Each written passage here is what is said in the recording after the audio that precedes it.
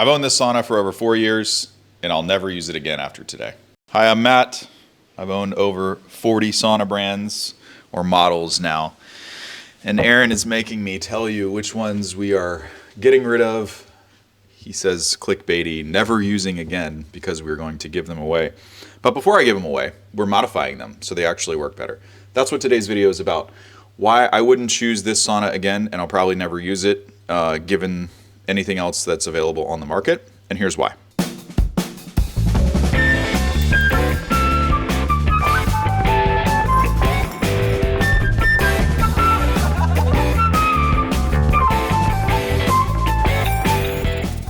First of all, what model is this? This is a Sauna, I think they call it an SR1, but it's a one-person Sauna. I bought it because my building biologist that was testing my house and training me at the time, or a different one was training me, said that they were non-toxic and that they were good. So I had already had a couple or a few saunas, but I wanted to make sure that I wasn't missing out. FOMO is a thing in the health and wellness space, because I don't know if I've ever mentioned this, but if I think that I can get benefit from something else and I'm potentially not getting it from what I have, that's enough for me to uproot everything and change or try something else.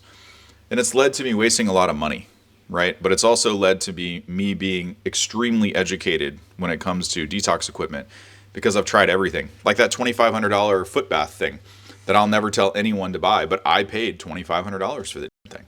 Why? Because I thought maybe it had merit and benefit. Same thing for this.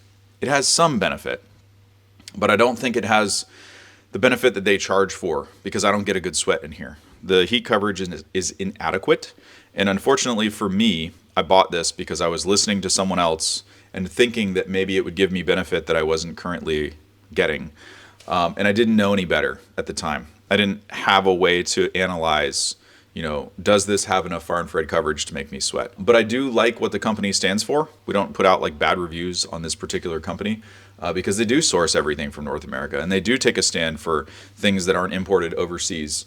And I love, what the company's mission is and all that kind of stuff. But at the end of the day, this doesn't work well for me. I have some other videos where I show you some FLIR footage of a bunch of different, can you hear me okay? Of a bunch of different saunas, and this one just doesn't deliver in that department, right? I don't think that the company has any bad intentions. In fact, I think they have great intentions. I want to be a lover and a believer in this brand and this product and everything else. But every time I use it, I'm left wondering when I'm going to start sweating more. This sauna will leave me hanging in the sweat department, in the heat therapy department. That's not okay. That's not good enough. That's not up to par with what I need in order to get the health benefit that I want. I think what they stand for is awesome. They just have to execute a little bit better in their product models, because what you'll see in here is no side heater coverage, 0 leg, floor, nothing, right? And no back coverage. So what you have is 2 heaters in each corner, 8 total, right? But these are down low, so your knees are on fire and your torso and your organs get nothing. No heater coverage, no heater coverage, no heater coverage, right? It looks like there's heater coverage, but where do these stop? It's from the knee down, right? And then you get the same thing in the back. You got no back coverage at all. This is either an anodized or a painted screen. Nothing about this is super low VOC when this gets hot. Dust accumulates on it. There's a smell to it. If I really wanted to be mean, I would pick this thing apart like crazy, like that. But overall, the build quality, I think, is great. I love that they source the material from North America. I love that they're handmade. I don't like parts of it. We'll talk about that in a minute, but I don't like parts of the assembly. But I like that they put time and effort into thinking about the quality and purity of the materials. So aside from, the heater coverage, which I think is arguably the most important thing, other things that people care about, which, rightfully so, are EMF and other things like that. So talk to me about the EMF, because you mentioned that earlier. Yeah, that's kind of what convinced me to buy this. I had already used other saunas before this, but like I said, I hired building biologists to come and test my residences and teach me about, EMF and stuff for environmental factors, especially for sleeping environments and stuff. Everyone thinks that it was for saunas. It wasn't. It's just really, really, really easy to evaluate saunas if you're able to do everything else.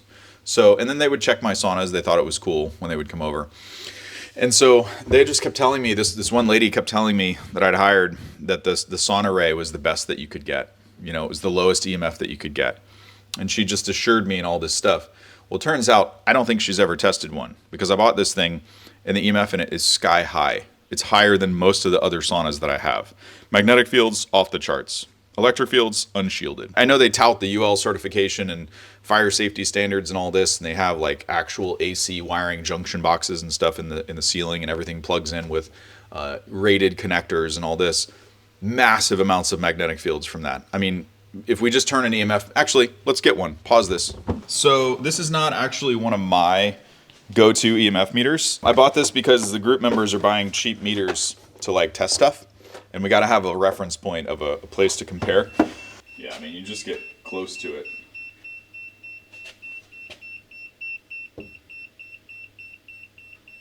Oh wow. I don't know how accurate this thing is, because when you test it with my meters, I mean, it's like crazy numbers. Actually, the milligauss looks really good. All right, let's get a real meter. So I don't usually use meters like this. These are super cheap. We're not even in the sauna and it's already going off. Mm-hmm. But I want to check it with something that I would actually use that I think is reliable.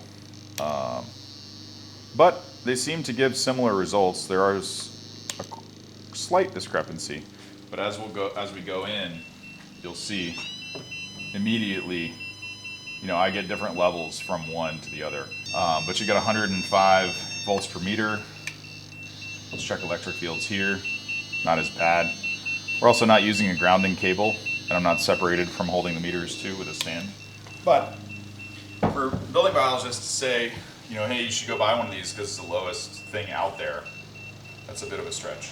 Maybe these are grounded out on one side versus the other, I don't know. Point of body contact is great, but at the same time, we've got other saunas that are the same price that are almost nothing. So we haven't even really heated it up. Do you smell that? Yeah, well, take a whiff.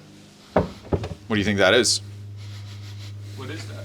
Well, it's one of two things. It's either dust on the emitters, dust on the heater guards, or what I think it really is I think it's this paint on the mesh.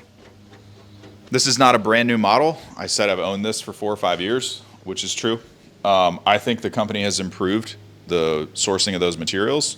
At the same time, I don't know when they may have switched that, but to me it stinks. You can put a VOC meter in there and you can see that, you know, the levels go up and stuff, but that doesn't really help you decipher like, hey, what's the cause of something like that? We're doing some modifications here that you can see.